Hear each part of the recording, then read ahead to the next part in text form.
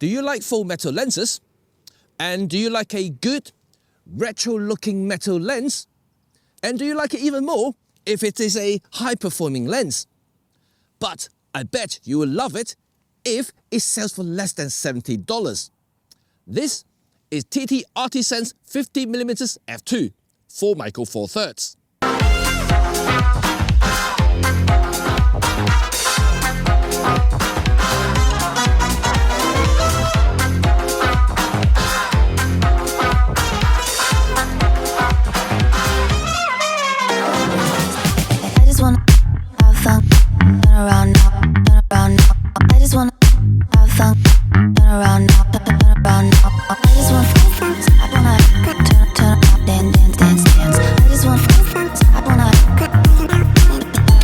Hi, this is Cheng here from RED35.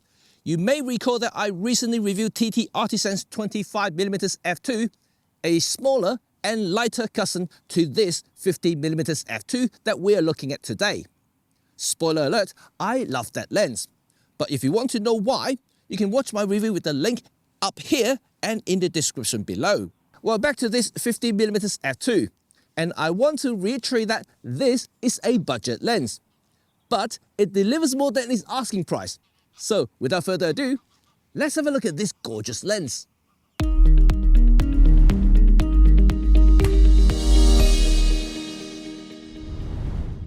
Yeah, just look at this. A simple, elegant, and sophisticated piece of artwork. Well, especially in silver. And this 50mm f2 just complements so well with my silver OM5. While I was testing this combination in London last week, I actually got a few praises from passers-by. They were asking, what camera and lens are these? Well, I know, from distance, they look like my old Nikon FM3A with the silver 45mm f2.8. They are just beautiful. Sorry, I'm supposed to talk about the build and ergonomic here, but you can't blame me, right? Just look at this. This is just beautiful. Anyway, well, just like its smaller brother, the 25mm f2 that I reviewed recently, this 50mm f2 is full metal with proper glass elements, and there is no plastic to be seen anywhere, including the interestingly awkward screw-on lens cap. Well, the focusing ring is buttery smooth, and the clicky aperture ring is, well, positively clicky. Definitely feels good, and makes me more nostalgic and reminds me the days when I operated my Leica 50mm Summicron. But the main difference is, this lens costs 25 times less than the Leica. Ergonomic is excellent too, though slightly on a heavy side. Its little brother, the 25mm f2, definitely balances better on the OM5. But with a weight of just 200 grams, it is not heavy by any means. So, unless you haven't eaten for 3 days, you'll definitely have no problem using this lens on any shapes or forms in the micro 4/3 land.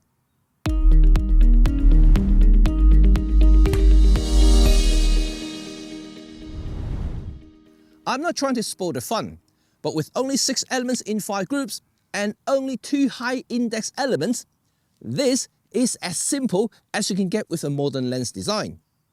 Well, and let's see what $70 buys you in terms of image quality. As you can see, central sharpness is pretty decent. Things do improve when you stop down to f2.8, and you will get optimal results at 5.6, before diffraction kicks in at its smallest aperture setting. Edges are similar to its little brother, softer at f2, but sharpens up nicely when you stop down by 1 or 2 knots. Optimal result once again at 5.6, before diffraction kicks in at f16. Wide open performance may not be as good as my gold standard budget portrait lens, the Olympus MG Gold 45mm f1.8. But overall sharpness is comparable from 2.8 onwards. But if you consider the price and the material it uses, well, it far exceeds any options out there right now.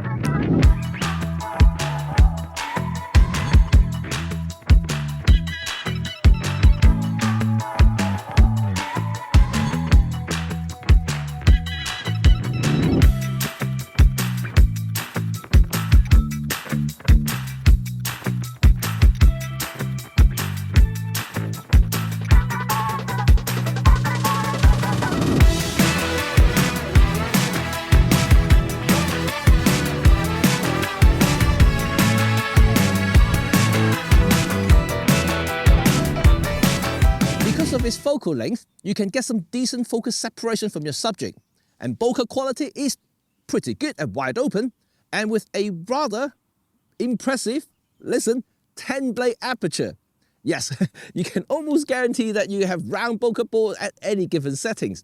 Vignette does present though at f2, but disappear from 2.8, which is quite impressive.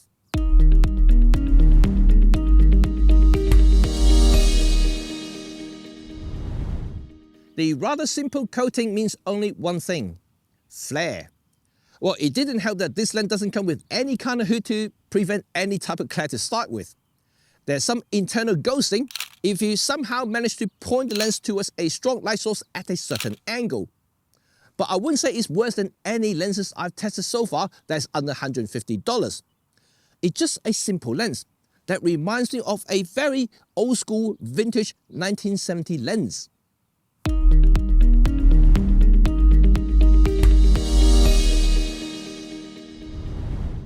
For a lens that's designed for mirrorless cameras, the closest focusing distance isn't exactly anything to write home about.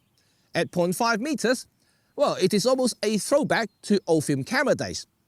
But for Micro Four Thirds users, this shouldn't be a problem because of the rather long focal length, unless you want to do some close-ups, but then again, this isn't a macro lens either. Breathing, however, it is an issue if you want to use this lens for videos, even if you can get past that clicky aperture.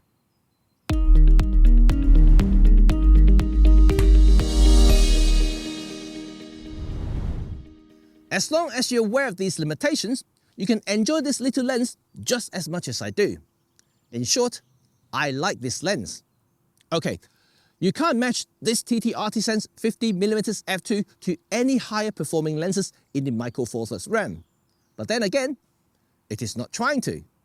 TTArtisan is simply giving us an ultra affordable option for any photographers. It does present good, if not outstanding, image quality. That should be more than sufficient to please any photographers, including experienced ones. I found myself feeling nostalgic when I used this lens with my OM5 on the street. It is a great little combination and the image quality comes out pretty good. So, what's my verdict? Should you avoid it, consider it, shortlist it, or just go ahead and buy it? Well, the answer is shortlist it. Unlike his 25mm brother's crazy cheap price, this lens is $20 more, even with a bit more metal and glass. While you can't get anything similar with $70, not really, you can get some decent second-hand Olympus 45mm 1.8 or Panasonic's 42.5mm 1.7 for not much more. And if you fancy another Chinese brand, how about Yongnuo's 42.5 1.7 Mark II that I reviewed? It's only $110 new with autofocus. But if you're looking for something that looks good and gives you decent optical performance without breaking your bank, you can't go wrong with this TTArtisan 50mm f2 for Micro Four Thirds. And like I said, it just looks awesome with my OM5 or any pen cameras for that matter. And that's it, folks. What's your thoughts on TTArtisan 50mm f2? Do you like what you saw? Let's have a chat in the comment section below. In the meantime, you know what to do. Thumb if you like this video and sub if you want to stay in touch with all things photography, filmmaking, and of course, Micro Four Thirds. Peace.